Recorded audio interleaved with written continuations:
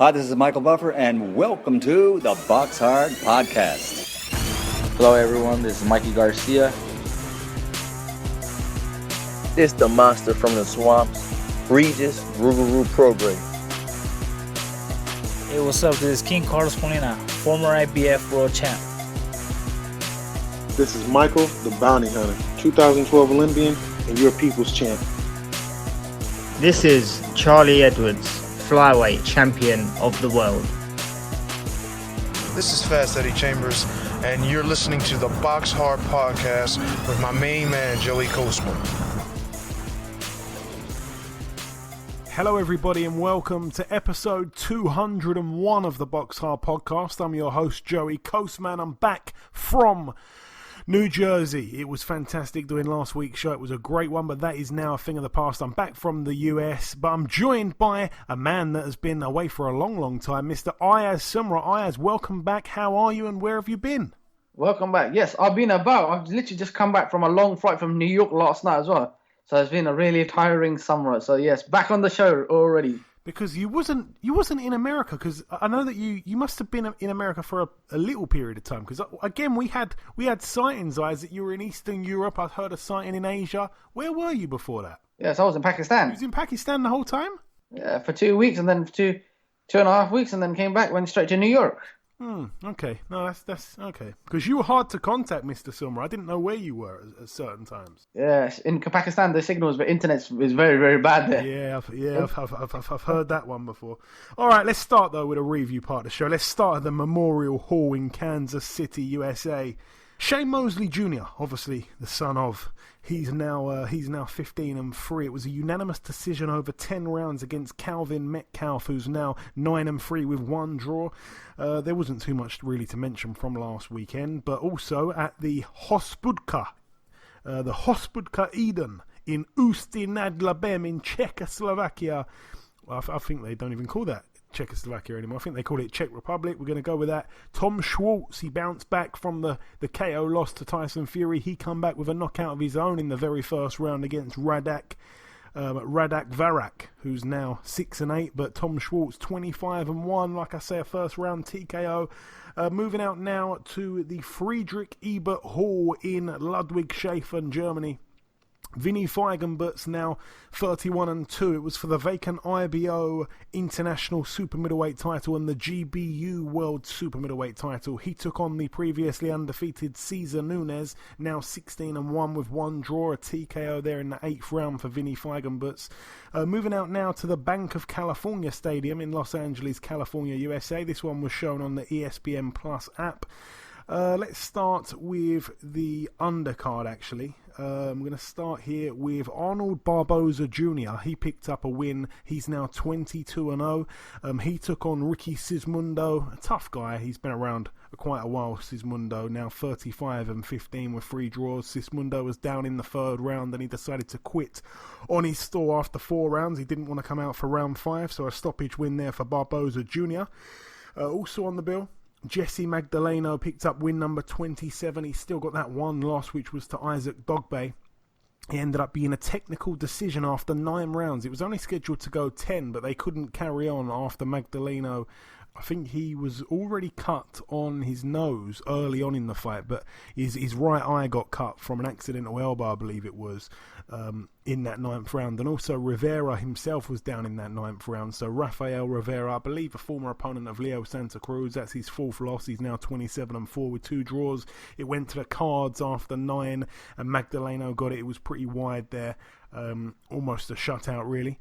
Also on the bill, we should mention Chris Van Heerden, a guy, like I say, that's been through a lot of very bad stuff outside of the ring. His dad got murdered a few months back. He took on Aslanbek Kozayev. It was a guy with a great record, but he wasn't a fantastic fighter. 33-3 with 1 draw now. Kozayev was cut on the bridge of his nose in round 3. His left eye was cut in round 5, and Van Heerden was actually cut on his left eye in the 1st round, and he was cut on his right eye in the 5th round. But both of those cuts came from accidental head clashes. So both men got cuts, and it was quite bloody. An 8-round unanimous decision there, though, to Mr. Van Heerden, like I say. Emmanuel Navarrete, the dog-based slayer, I call him now, 28-1. He took on Francisco de Vaca, 20-0. De Vaca was. It was an undefeated fighter, but a guy with quite a padded record, to be honest. De Vaca was stopped on his feet, really. The referee jumped in. He was on the ropes, a bit defenceless in round 3 there. So a successful defence of Navarrete's WBO World Super Bantamweight title. And that is about everything from the review part of the show. Like I said, it wasn't too much to go over from last weekend. That is everything there. It's now time to welcome our very first guest. Ladies and gentlemen, please welcome the top super middleweight contender. It is, of course, Mr. Denis Douglin. Dennis, welcome back on the show, my man. Thank you, man. Thanks for having me, man. It's always a pleasure, Dennis. It truly is. We haven't spoke for quite a while. I think it's been about a year. We actually last spoke just before the Vaughan-Alexander fight. Of course, you went on to win that one pretty much by a shutout, over 10 rounds. And, of course, since then, you've boxed Saul Roman. You stopped him in 6 rounds. Just give us a word on those fights if you can, Dennis. Yeah, I mean, I went into those 2 fights and the same fight thing I'm doing now. Like, going into fights with the mentality of win or retire, man. I'm tired of, I was playing around with boxing, not taking it serious, partying, drinking, wasn't really training. So I gave all that up, and I told myself I'm going to sacrifice everything for every fight right now, and if I lose, then I know I'm not good. But before I was losing, I'm like, I didn't really train for that, so that don't really count. So I'm giving myself all I can for every fight, and it's looking good. Like everybody, I was the underdog against Vaughan-Alexander, and that fight was easy. And then for Saul, I thought it was going to be a good fight, and I beat him up. And now everyone's saying, clearly I'm not underdog for this fight, but we're going to see what happens September 21st. We certainly will. And I want to ask you, what's your training situation? Because obviously your mum's involved. She always has been. I know you were working with the Benavidez camp for a while. Has anything changed? Update me. Yeah, well, Benavidez right now is in California or he's somewhere else getting ready for Dirrell. So we're not together for this camp, but it's still all love for Benavidez. I might go out there, get some work around a little bit for a week or 2, but we're not together right now. He's focused on David's fight, which, I mean, like I said, I completely understand. So we're separated right now, but that's still a homie. Although I still want to fight him again, too, after this fight. So we homies, but I still want that rematch. Yeah, for sure. And, I mentioned those 2 fights that you've had. They were both last year, but I've got to bring this up. You made headlines this year in the early part of 2019, of course, for being part of Chris Eubank's camp. And then when you went back to the UK, you said, hey, I think James DeGale's going to win the fight. I don't know if you were just messing around, because I know that you like to play games sometimes, Dennis, but it went all Chris Eubank's way. Were you shocked by that, by the fight, the way it panned out? Nah, I wasn't shocked. If you look at the interview, what I said was, if it's the James DeGale that fought like 3 fights ago, I forgot what fight it was. No, not the Caleb fight. I said if the James DeGale that fought Caleb Truax, there's no way he beats him. There's no way James DeGale wins. But if it's the DeGale that fought Badu Jack, we'll have a good fight. It's gonna be a good fight, and I think DeGale's gonna win. But we got the older Truax DeGale, and he was no match for Chris. You know what I'm saying? And I was poking fun. I mean, like, me and Chris are still cool. I was like, he actually just hit me up to come out there to help him for some fight, but I have my own fight going on. But me and Chris still cool. But yeah, I told him to his face. I said, I'm going to talk reckless about you because I want to fight you myself. And you talked your way into the DeGale fight, so I'm going to talk my way into fighting you. Like, you're a champion now. So, like, you're one of my targets too. So people seem to misconstrue, like the boxing fans seem to think that if I'm in your camp, that means we're friends. Me and Chris aren't friends. We're cool. Don't get me wrong. I have nothing but respect for him, his dad, everything. I have nothing but respect for him. But we're rivals. We're in the same weight class. So if I get the opportunity to fight you, I'm gonna fight you. So I did that more so to get my name around his name and people wanted us to fight. Like, that's what that really was about, which didn't happen. But I still want to fight him too after this fight. This fight's gonna open up a lot of doors for me. So he's one of the names on my list next. I just don't want you to get off the phone and start telling people you want to knock me out next. I thought we were friends as well. Nah, see, me and you are cool. I'm saying, like, that's what I tell people. Like, I'm trying to. I mean, I look at boxing totally different than a lot of boxers look at it. They look at it as like, if we're in the same weight class, we have to hate each other and all that. No, like, I actually like a lot of the guys in weight class, like Caleb Plant. Me and Caleb train in the same gym. I see him every day, all the time. Benavidez, we actually fought. He beat me. We trained together after that. I'm saying, like, I have no problem with these guys, but if we're in the same weight class, I still want to fight you. That's all it is. Like that's what we're here for. Like Dwayne Wade and LeBron James are best friends, but when they play each other. That's it. So that's how I look at it. Like, y'all get the boxing as a lifestyle, but it's a sport. I feel like people get caught up in it's a lifestyle. Yeah, it's a lifestyle and how you train and all that. But we could be cool, like all the extra fighting. Like we could be cool. I have no problem with any of y'all. I still want to fight you. And then after I beat you up, I'll take you out to eat or whatever. I remember that Tevin Farmer did that recently when he defended his title against John O'Carroll. He took him for a Philly cheesesteak after the fight. Exactly. That's cool, man. Like, that's cool. Like, there's no real... We have no beef with each other. Like, we're all trying to be champions. We're all trying to feed our kids. But I got to go through you in the ring. That doesn't mean I dislike you as a person at all. Like I said, like, I like Caleb Plant a lot, actually. But after this fight, I already told him in the job that after this fight, when I beat Uzcategui, your name is going to be all over my Instagram, all over my Twitter. In every interview I do, I want to fight you. I want you next. But you're super cool, though, bro. but no, anyways, back onto your career, Dennis. Obviously, your next fight, we touched on it there. It's been announced. It's going to be Jose Uzcategui on September 21st in California. What do you know about Jose, Dennis? I don't know much was outside of the fights that I saw. He's a very busy fighter. He's long. He's a good fighter. Like, I think very highly of him. I think he's a great fighter. I think it's a great fight for my career. And it's going to be a great fight either way. I think he knows how tough I am as an opponent. But even if people don't know that, he knows. So I think it's going to be a great action-packed fight. But like I said before, like, it's when I retire for me, I'm not losing. So it's going to be good, but I'm going to get my hand raised. Yeah, because, I mean, he looked like a real danger man for a while. Obviously become the first man to beat and stop Julius Jackson. Then he went on to bully Andre Dirrell in both of their fights. And then, of course, James Douglin, people forget, he vacated the belt instead of fighting Uzcategui. And then, of course, Uzcategui went on to lose to Caleb Plant. And it's hard to know where he's at now because Plant himself was sublime that night, to give him some credit. It's hard to know where Uzcategui's at after that defeat there. Yeah, I agree. Like, and that's what makes this fight so interesting because he's an avoided fighter. Again, people don't know. People outside of boxing really know me. But as far as boxers, I'm an avoided fighter too. Mainly because like my record doesn't really give my talent the kind of like the attention it deserves. But these fighters know how good I am. So like nobody really wants to fight me because I'm a dangerous fight with not that much upside. So I'm avoided. He's avoided. I think it's a great fight. And people don't know where he is. People don't know who I am. So it's a good coming out fight for both of us in a sense. Yeah, I agree with that 100%. Now, I feel like, you were right in that Anthony Dirrell fight, obviously, till the fight got stopped. And then you went on to box Alexander, like we mentioned, then Roman. And like I say, you won both of those fights. Now you're taking on Uzcategui. But I also think that you'd probably rather have a crack at some of the bigger names in the division. Have you got anyone in your sights at all? I know you touch on Plant there. Is that the guy that you really want to fight the most out of the rest of them? The person I'm going to fight the most is Benavidez because I want my rematch. Like I said, when I fought Benavidez, I took it in 4 weeks' notice, and I was living, like I was partying, drinking, took the fight in 4 weeks' notice, and he's the kind of fighter, much respect to David, he's a true professional, always in the gym, always training. You can't fight a guy like that with 4 weeks' notice. You need a full camp. You got to respect that man's talent. So I'm mad at myself for not respecting his talent enough and taking that fight with 4 weeks' notice. And I honestly still think I gave him one of his toughest fights. Like, even though he got dropped in that fight with the other guy, I forgot his name, the one he fought twice. Gavril. I still think my fight was tougher. Yeah, Gavril. And I still think my fight was tougher. And like I said, I wasn't all the way mean. Then after that, we went to camp together and we sparred countless rounds. Anybody in the gym would tell you, like, wow, like, you could pay for our sparring session. So, like I said, I have nothing but respect for David, but he's a fight that I definitely want. And me and him, like I said, me and him are really friendly. Every time we see each other, I tell him I want our rematch. He tells me to win some fights first. I tell him, okay, so I got to win this fight.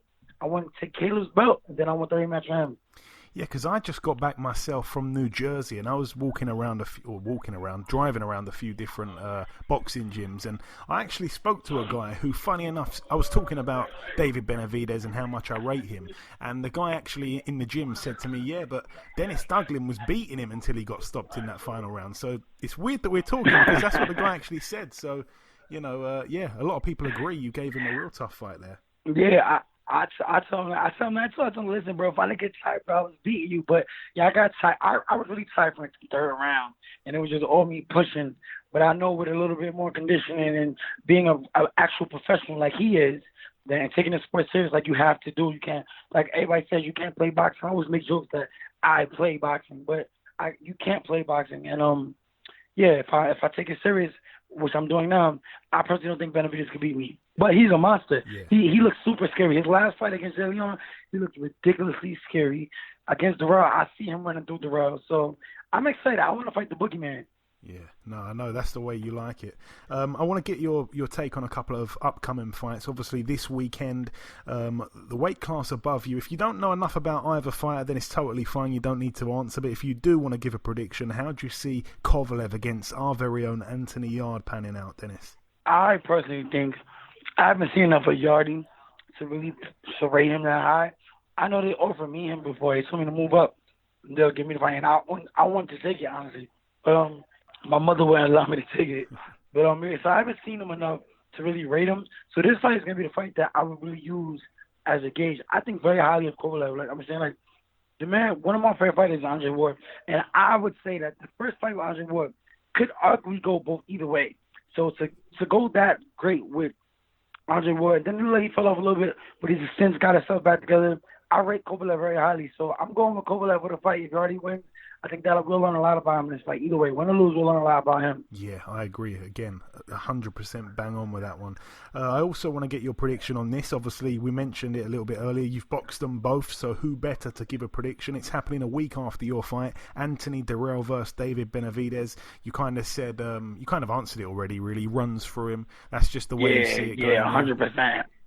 100%. I'm 100% Benavidez, man. Like, I personally don't think Dirrell beat me. He took a corny way out. He complained about a headbutt that didn't happen. You can watch the fight over and over. He never got headbutted. He felt the fight slipping away. He knew he was home. Said they got a headbutt and they called the fight. So I lost. I don't really have it. Like I told you, I'm cool with anybody in my weight class. He's the one fighter I don't really like because one, he pushed me at the way in which we're fighters that fight in the ring. Don't touch me outside of the ring because that's corny to me. So I don't really like him for that in the first place. And then, like, on top of that, I think he's soft. In his last fight, he kind of did the same thing with that. But granted, that was a real headbutt this time. But he kind of did the same thing. He's just soft. And Benavidez is the wrong kind of fighter to be soft with. That's a rugged dude, man. He's going to come bring it, and I think he's going to break him. So I'm going with Benavidez. That's actually why I wanted to be on that undercard because I'm the only only fighter, period, that's fought both of them. So I would love to be in that undercard fight. I wanted to fight Yildirim on the undercard because I know Yildirim just fought Benavidez. Dirrell. So I want to fight Yildirim, beat Yildirim, get on one of my rematch. But we'll see what happens. So boxing is super exciting right now in all the weight classes. I'm just excited to get my name in the mix. Beating Uzcategui puts my name right up there in the mix. Yeah, it certainly does. And we've mentioned a couple of the champions at 168. It is such a brilliant weight class. I was saying it, I think, a week or two ago that I can't think of another weight class where all the champions are undefeated, Dennis. I mean, you've got, as I say, Caleb Plant, Benavidez, Callum Smith, Billy Joe Saunders with a WBO now. Who do you think is the best fighter out of those four? How would you place them 1 through 4 if you can? Man, you know what's so crazy about the weight class too, on top of everybody being undefeated, is they all bring something totally different to the table. That's what makes it so hard to rate them. Because you have Benavidez, who's the busy, bigger guy with decent boxing skills, but he's really big, which plays to his advantage. He's fast hands for his size, and he's in great shape. You have Caleb Plant, his boxing IQ is top notch. He's smart in the ring, makes good movements. I also think Billy Joe is the same way, another smart fighter who might be a little stronger. So the weight class is all over the place. Did you say one more? Was it 4? Callum Smith. Oh, Callum Smith. Callum Smith's another one that's huge. I'm saying, like, I don't really think he's that great of a boxer, but I think he's heavy-handed, the big guy. So I think the weight class is stacked right now. So I would personally put David at the top only because Billy Joe's just moving up. So I want to see how he plays out at 168, see how the weight carries up with him. But I think Billy Joe is great. But I'll put David up top, then Billy Joe, then Caleb. That's how I see it. Okay, the top 3. Okay. Controversial, but okay. And is that kind of so? Who's everyone saying? I think Billy Joe. Well, in my opinion, the top 2 are definitely Benavidez and Callum Smith. I don't know which one. I mean, Callum Smith, man, the way he dismantled Groves. I mean, he's so heavy-handed. He's 6'3". You know what? I'm gonna be honest with you. I didn't watch the fight, okay. And that's why I didn't want to rate Callum. I didn't watch it. I heard that. And from the little clips I've seen of him, I've seen him destroy people. So I know he's highly ranked and highly rated, and I know he's huge. So that wasn't me trying to disrespect him. I don't know enough about him to give my opinion. That's all I was. No, that's fine. But again, listen, people will 100% agree with what you've said because they're they're four fantastic fighters, as I say, all undefeated, all world champions, and they all bring a different thing to the table. So it depends what you like. You know what I mean? To rate them. So people will agree 100% with what you said, and probably a few people will agree with what I've said as well. But then another thing too. I'm sorry, just to go back to that. Another thing too about what styles are so different, and anybody that watches boxing knows styles make fights. You could have one of them that could beat the other one, but then lose to another one. It's kind of like a rock paper scissors thing. Like I could see Billy David being able to beat Caleb, but not being able to beat Callum Smith, but Callum Smith losing the kid. Like, I can see that happening possibly, where one fighter could beat one, but can't beat the other one, but that other fighter can beat somebody else. You know what I'm saying? Like, because of the styles are so different. Exactly, yeah. It's a sexy division right now. It so, really is. So it's really exciting division. So I'm just trying to sneak my way inside that talk. You know what I'm saying? Absolutely. Beat one of the, take one of these O's away from one of these fighters. And finally, Dennis, man, as always, I like to just throw it over to you to kind of take the microphone and have your little say just before we let you go. If you've got any closing words for our listeners at all, take it away. I mean, I just want to say thank you, man. You always stayed in contact with me, always kept up with my career. I appreciate it. I'm back in the ring September 21st. I'm super excited. Like I said, for the last 3 fights, and the same rule applies. It's win or retire for me every time. So if I lose, I'm out of here, so check me out. I know people think I talk a lot, which is fine. Come watch me win or lose, and if I lose, I'm done. There we go. Okay, Dennis. Listen, it is always a pleasure. It is always exciting speaking with you, my friend. Best of luck for next month, and we'll definitely speak afterwards. Thanks good. Sounds good. Thanks again, man. Okay, now it's time for part 2 on this week's show. This part, of course, the news part of the show. Ayaz, what you got? Right, the only news for this week is that Scott Fitzgerald will face Ted Cheeseman on the undercard of Robbie Davis Jr. vs. Lewis Ritson on October the 19th at Newcastle Utility Arena. Yeah, a great fight. I know that we've been talking about these 3, I'd say, for a little while, and the 3 that I'm referring to is Ted Cheeseman, Anthony Fowler, and Scott Fitzgerald. Obviously, Fowler and Fitzgerald fought. It was a cracking fight, and Fitzgerald came out the victor there.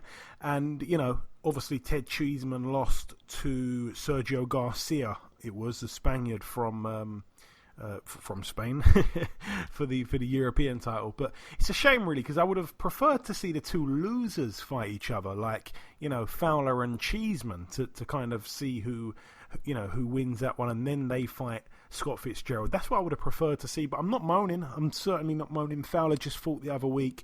Ted Cheeseman against Fitzgerald is a brilliant fight, and yeah, it's a cracking fight. Like I say, it's for Cheeseman's British title there, so should be really interesting. Really interesting, because Ted Cheeseman can't just mill forward and walk into shots and use his face as his defence and walk into shots from Scott Fitzgerald all night. And at the same time, Scott Fitzgerald can't afford to tire or anything down the stretch. Not that he really did against Fowler, but Ted Cheeseman is such a pressure fighter. He's going to be in your face the whole night. So if you lack a bit of stamina, it can go horribly wrong late on. So it should be a great fight when you actually sit down and think about it. I'm looking forward to that one. Is that the only piece of news, Ayaz? Yeah? Yes, that's it for the news. Okay, thank you very much, Ayaz. Moving now to the preview part of the show. This one's actually happening later today, Thursday the 22nd of August, at the Fantasy Springs Casino in Indio, California, USA. Friend of the show, Blair Cobbs, 11-0 with 1 draw. He takes on a guy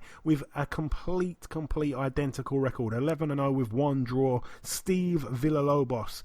So both men prospects there, but all the best to Blair Cobbs. Very good fighter.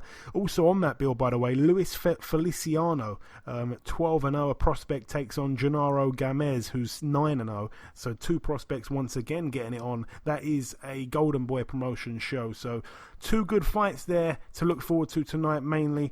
Moving over now to Saturday. This Saturday at the Ace Club in Victory Square in Cairo, Egypt. We've got Prince Patel bouncing back after his IBO world title fight loss. His record 19-1 with 1 draw. He fights for the vacant African Boxing Union bantamweight title against Idi Kayumba, who is 11-1 with 2 draws. So Patel back in a title fight already, a 12-rounder there. Moving out now to Mexico. This one is the Match from Mexico show. We get to see Juan Francisco Estrada, 39-3, fight Dwayne Boumon, who has a record of 16-1 with 1 draw. It is, of course, the defense of Estrada's WBC. I mean, Estrada, after his last fight, obviously, when he took on Wangek, it was, I think it was the second fight. I'm not sure if they've had 3 or 2 or whatever, but it was a brilliant fight, by the way. And this one is very much, I don't really want to say an easy touch as such, but you know, it's a step down really from that kind of fight. I think it's a bit of a homecoming as well. Like I say, the fight happening in Mexico, and he takes on, as I say, Dwayne Boumon. I love his nickname. His nickname is Mr. Stop Running. Okay, so he likes to get it on. He likes to bang, and he's only got the 1 loss, like I say, and he actually avenged it. He come back with a win against the guy. So not a bad fighter, but you look down his resume, and I mean, again, he hasn't really fought at this level, so this is his big chance here, and you'd have to, of course, favour the champion. Estrada, a fantastic fighter. Also on that undercard, we get to see Liam Smith, 27-2 with 1 draw, and he actually takes on Mario Lozano, who's got a record of 33-9. When you look down his record, he's got losses to Jamel Charlo, Vanez Martirosyan, Charles Hatley, and a very questionable loss actually to Alejandro Gomez, who was only 0-2 when he fought him, and he actually knocked this guy out. So, like I say, looking down his resume, he's fought some good guys, but he hasn't beaten really any great guys. Some of his wins are against guys with good-looking records, but nothing... no one really to blow you away. He does actually hold a win against Canelo's brother Ramon Alvarez on points back in 2012. But other than that, nothing really that catches your eye, so you'd expect Liam Smith to win that one.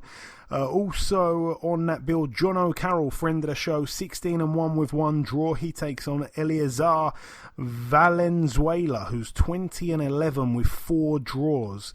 Again, looking down his resume, I mean, he's the guy that took on Jose Uzcategui, and it went down as a no contest earlier this year. I think it was in April or May. Again, a bunch of losses on his record to guys that I don't really know. I mean, one of them was to Emmanuel Navarrete that we mentioned earlier on. He also lost to Zhu Shimin early on, a guy that really fights anyone. So I've got a bit of respect there. Well, I've got respect for every fighter, but I've got a bit of added respect for Valenzuela here.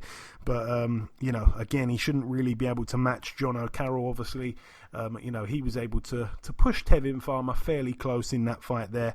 Also on the bill, Filip Hrgovic, the bronze medalist from the 2016 Olympic Games. He fights with his WBC international heavyweight title on the line against Mario Heredia, 16-6 with 1 draw.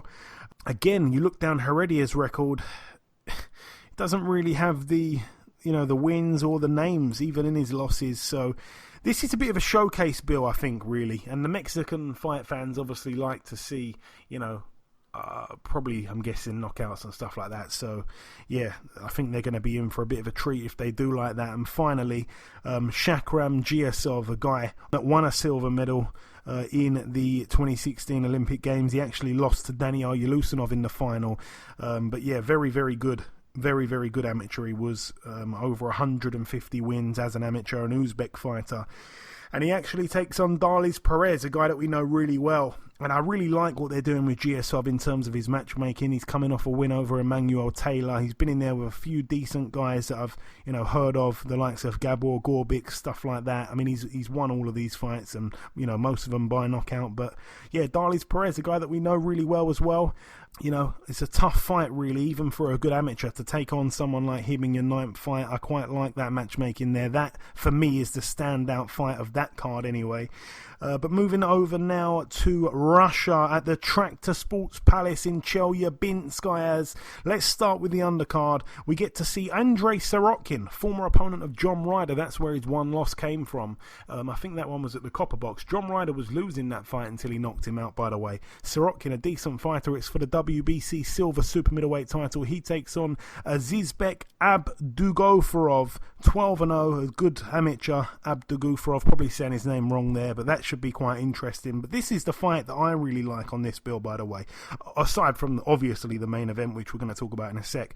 But there's a guy here called Alexei Papin, 11-0 with 10 knockouts, a Russian fighter, a decent kickboxer, if I'm not mistaken. I think he was like a world champion kickboxer, something like that. He turned over to boxing. He's only aged 31, but he takes on Ilunga Makabu, obviously a guy that we know really well from the Bellew fight and a few other fights. He's coming off a brilliant knockout win against Kudryashov, so I'm probably tipping Makabu to get the knockout there, but that should be a great fight at cruiserweight. That one's for the WBC Silver Cruiserweight title. 12 rounds there, but I'm not expecting it to go the distance. Both men can really bang. And talking of another two men that can really bang, the main event for the WBO World Light Heavyweight title, Sergey Kovalev, the champion, defends the belt and his record of 33-3 with one draw against our very own Anthony Yarde, 18-0 with 17 KOs. Ayaz, I don't think it goes the distance in my opinion, but I'm going to throw it over to you now. The fight itself, give me your thoughts on it. Well, I think this is going to be a very tough fight for Yarde. Obviously, this is a huge step up. For me, I think Kovalev's on the decline. However, obviously, Yarde hasn't really had that big middle step up yet. He's going straight into a huge fight. But for me, I think Kovalev's in the decline since the fight, since his two losses to Andre Ward and is it LD Alvarez he's lost to? Yeah, Leader Alvarez. He obviously avenged it after, but yeah, Leader Alvarez. But I think if I'm, for me, I think the younger, the fresher line is going to be Anthony Yarde, and I think Anthony Yarde's going to win. I think Anthony Yarde's going to stop him. I think, like I said, Kovalev's on the decline. I'm going to go with the underdog, which is Anthony Yarde. I think with him, his strength, his power, his speed is very, very good. Obviously, with a masterclass like someone like Tunde Ajayi in his corner, it's going to be very, for him, it's going to be very, very, very good. It gives him the upper hand. Obviously, like I said, Kovalev, he's getting old as well. He's getting a bit slower. So it's a very tough fight. He obviously is going back into Kovalev is Yarde, obviously with Kovalev, with having his fans around him. But like I said, if I'm going to go with a win, I'm going to go with the Brit, and I'm going to go with my man Anthony Yarde to stop him. Yeah, very, very tough fight, as you say, Ayaz. And we actually had Tunde Ajayi on the show a few weeks ago, and I asked him, why, when this fight got offered before, did you turn it down? And what has changed for you to now accept it when it's come around? And he didn't really give me a clear answer on that. So I'm intrigued because, I'm guessing it's something that's happened in the gym, because Anthony Yarde still looks the same fighter that he did when the fight got offered the first time around. He's still been knocking everyone out. He's still been doing it in impressive fashion, but They've fancied it this time, and I was intrigued as to why. It wasn't really answered, but there's not many fights that have been happening lately that I've been just absolutely super duper excited for. I mean, the ones that I can think about off the top of my head that's happened recently have probably been obviously Fury Wilder, but that's going back a bit now. A few friends of mine when they fought, like Charlie Edwards when he fought for the world title on the Dillian White and Chisora undercard. There's been a few fights what have really got me excited, and this one here is one of those fights. Anthony Yarde, we get to finally see how good he is. We get to see if Tunde is just completely crazy, and we're all the ones that are crazy for not believing. But I believe in Anthony Yarde. I think he's an exceptional fighter. I also think he's got a much better gas tank than he gets credit for. I think his power is real, and it's the ultimate step up, as you say, as he hasn't really had that kind of middle step up. I like the word that you use there, because that's 100% right. This is it, though. This is it. He's in there with arguably the best fighter in the world at 175. And what does worry me is Anthony Yarde has only had those 11 amateur fights. He's had 18 in the pros. He's only had 29 fights in his entire life in terms of actual boxing fights. And that just worries me. That just makes me think, wow, is he ready for Kovalev? Kovalev is a whole nother level. He's a complete different kettle of fish. And that does worry me slightly. But again, I think Anthony's got the power to knock him out. I don't think it goes to the distance at all, because both men once again are real bangers. So again, this main event and the chief support, I think, end within the distance 100%. And I just think that if Anthony Yarde is as good as he thinks he is, and as some of us think he is, then he could pull it off. But I just can't go with him being the favourite. I don't think I just can't see him doing it as much as I'd love to see him do it, because again, he's a friend of mine, Anthony, and there's no fight in the near future that I would love a fighter to win than this one. I'm really excited for it, and believe me, I'll be crossing everything. I'll be praying before the first bell goes. I'd love to see Anthony win. He really, really, really, really is such a good guy, and a lot of people don't really know the real Anthony Yarde, and I think if he wins this, we'll all get to see it. But yeah, the promotion hasn't been overly great either, you know. It's like one of Frank Warren's biggest charges here, you know. He's got Anthony Yarde, he's got Daniel Dubois, he's got Josh Warrington, he's just lost Billy Joe Saunders. So they are his three top main guys. Anthony Yarde, he's got the looks, he's got the power, he's got the personality, you know, the body is chiseled. He's got everything going for him, Anthony Yarde. And it's a shame, because this fight here, if he wins this, then he completely shakes up the light heavyweight division. And it depends in the fashion he wins it, but I can only see a knockout win. I can't see him winning on points. So if he gets a knockout and knocks Kovalev out in Russia, and he does it, and Tunde just says, told you so, then we're all going to be like, wow, this is crazy. And Anthony Yarde is a guy that Frank Warren, you know, needs to promote a little bit better, because again, he's been on shows at the Brentwood Centre and he's not even selling out the arena. I mean, that's kind of embarrassing, really. Anthony Yarde, if he wins this, then boy oh boy, I'd love to see him do it. I just can't go with it in the prediction league, which I take very serious. So I'm going to go with a Kovalev knockout, but I really, really, really more than ever hope I'm wrong here. The listeners have agreed with me. It was a little bit split. We had a few votes. 40% going with Kovalev by knockout, 30% going with Kovalev on points, but 23% went with Yarde by knockout. Only 7% going with Yarde on points. I just hope it's a great fight, and if Yarde loses, I hope he puts up a great fight and earns a lot of respect, because he deserves a lot more respect than what he gets, and he's a brilliant fighter. You've got to admire his confidence. You know, a lot of people said this fight's never going to happen. This fight's never going to happen. Do you seriously think he's going to go to Russia to fight Sergei Kovalev? A lot of people were saying you're crazy to even believe that. They're just buffoons. They're just toying around with social media, and they've proved everyone wrong. I even heard someone say the other week to me, oh, there's going to be a last-minute injury, don't you worry about that. And it's like, no. Why can't you just believe that they're going to take the fight and they're going to actually get in the ring, which they are going to. And it's not long now to wait, only 2 days. I am so excited for it. Honestly, I'd love to see him win. I'm blabbering on a little bit, but believe me, I'd love to see Anthony Yarde become a world champion. What a cool guy he really is. Moving out now, though, to the Burt Ogden Arena. This is the final bill to mention. It's happening in Texas, USA. Not quite sure if it's being televised in the UK, but for the US listeners, it's on Fox Sports 1 over here, a PBC card. No one really to mention on the undercard, apart from this one fight, actually. Stephen Fulton. I know he's a former sparring partner of Carl Frampton, I believe. He's 16-0. He takes on fellow undefeated 16-0 record holder Isaac Avalar. So both guys 16-0. That's a 10-rounder there. And the main event, friend of the show, Brandon Figueroa, 19-0. It's for his interim WBA World Super Bantamweight title. He takes on Javier Nicolas Chacon, who's 29-4 with one draw. Obviously, Brandon Figueroa having to see his older brother lose his a few weeks ago. I'm hoping that doesn't, get in his mind or anything like that, and he comes out and fights really good, because he does.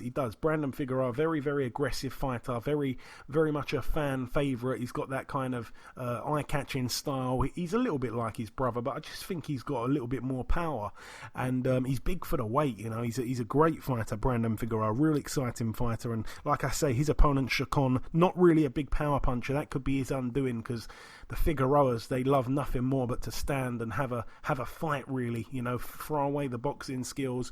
But Brandon's got a whole heap of potential, and I think he wins this one and wins it in good fashion. I'm hoping so.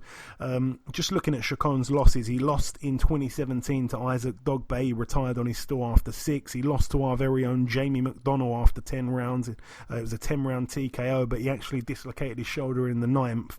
And he's been in there with a few other guys, Anselmo Marino. But yeah, no standout names in terms of his wins, really. So I'm hoping that Brandon Figueroa does it in good fashion. And Omar, his biggest detractor, his brother, keeps telling me every time he comes on the show that he needs to improve on this, needs to improve on that.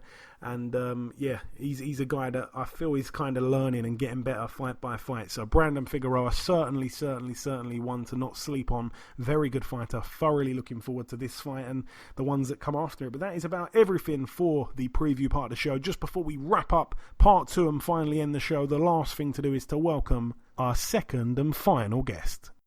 Ladies and gentlemen, please welcome the undefeated welterweight prospect. It is, of course, Mr. Keith Hunter. Keith, welcome back on the show, my man. Hi, it's glad to be on the show again. No, it's my pleasure, Keith. So we last spoke back in early April. It was just after your win over Rakhmonov. Obviously, you've boxed the one time since. You boxed yet another Mayweather Promotions fighter some weeks back, Cameron Krael. You racked up another win. Talk us through the fight if you can, Keith. Yes, man, it's my second time, against a Mayweather establishment. And this time going in, it's a guy I actually fought in the amateurs twice. We were 1-1. I won once and he won once. And so I actually know a lot about my enemy again going in. Again, he's from Vegas, so I kind of had a lot of insight. I just didn't take it randomly. But it was my first 10-rounder, stepping up to 10-rounder. It was pretty good. I knew he was a tough, durable guy.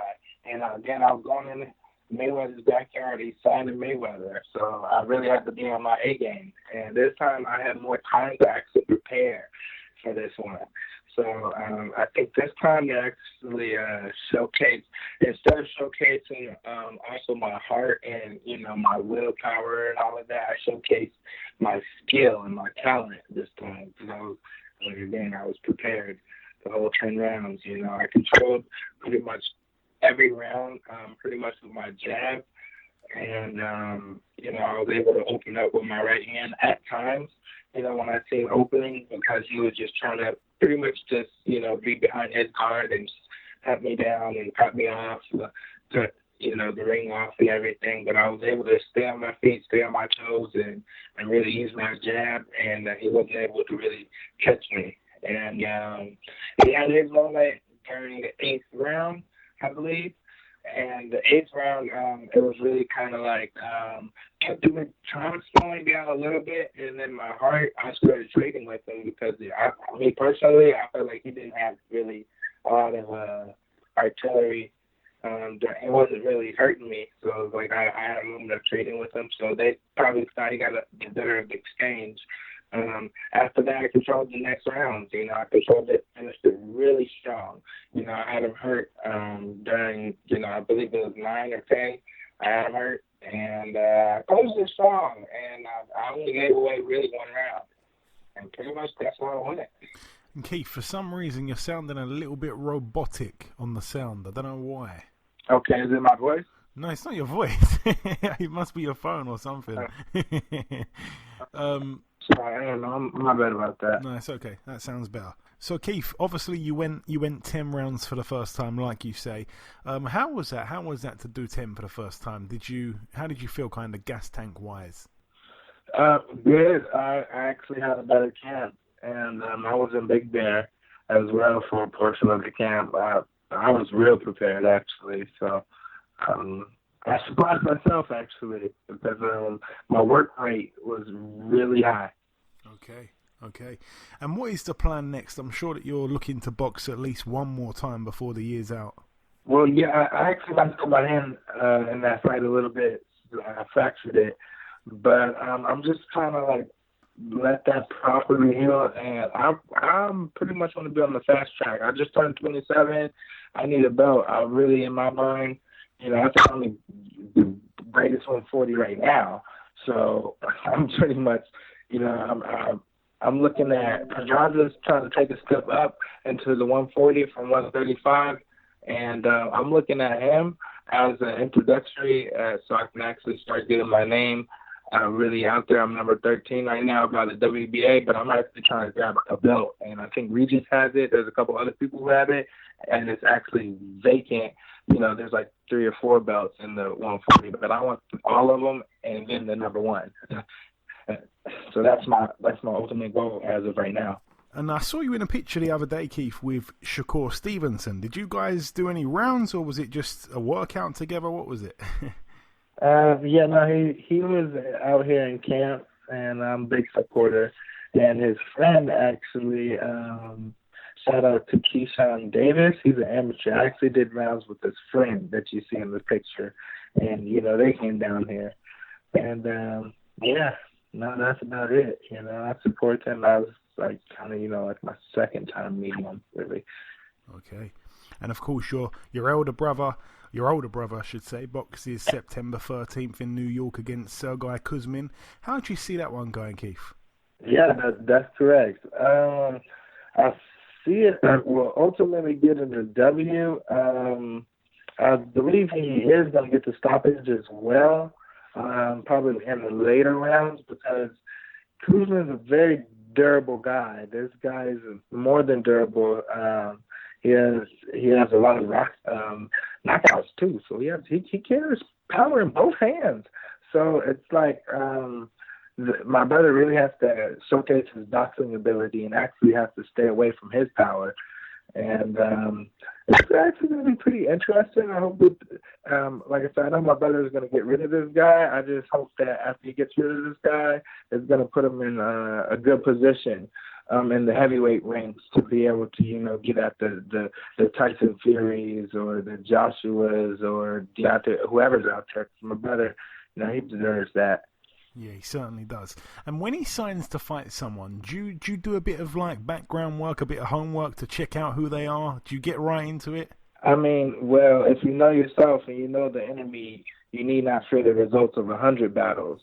So you would not be doing your job if you did not do somewhat of your homework on your enemy as to see where he's weak and to see where he's strong. I like to play chess. Yeah. And Keith, do you ever get nervous watching him fight? How invested do you get when Mike's fighting? Oh man, that's a good question. Not really, because he's more. He's been more through. He's had a lot of more battles than me. He's been more conditioned than me. He's been more battle tested. So a lot of the times I kind of already. He's in a heavyweight world, so I do fear for that sometimes. But no, he handles himself pretty well. We're never really worried. And I want to clear one thing up, because I've been referring to you as a welterweight for a long time. It's 140 the weight category that you're going for, right? Yeah. Okay. So yeah, you mentioned there Regis. Obviously, the division's really hot right now. I mean, it has been for quite a while. It's looking like we could hopefully soon get one champion. Obviously, I'm guessing you saw that Hooker Ramirez fight the other week. What did you make of that one? Man, it's funny because Ramirez was on the Olympic team with my brother, and I knew Hooker from him being in the Mayweather's gym a while back, and I didn't know too much about Ramirez, so it kind of let me know again about competition. I'm more of a Hooker kind of style, and Ramirez, is a bull and a dog. So I was really impressed. That was a very good fight. I definitely want a shot at Ramirez. He's a renowned champ. That would be the ultimate test as well in that division. Despite Regis. And obviously with Ramirez beating Hooker, he's kind of shut him out now. There was a few people that said that Hooker's the best at 140, but not too many. Obviously now most people are saying it's between Ramirez, Prograis, and our very own Josh Taylor. Have you seen enough of all those guys to kind of tell me who you believe is the number one out of those three?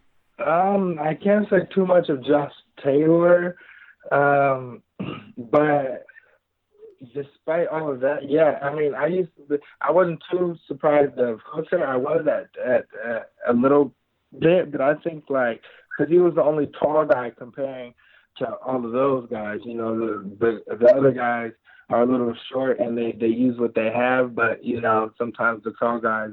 Well, I'm a tall guy, so it's like I was looking at him to see how well he was advancing and how well he was using his abilities and height until he got shut out. So I think that Regis or That is a close call. Really, Ramirez.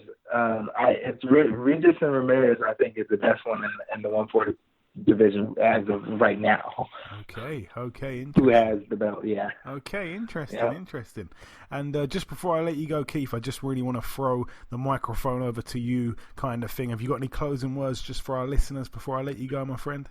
No, just keep track, keep up with me. Bounty Hunter the Third. I'm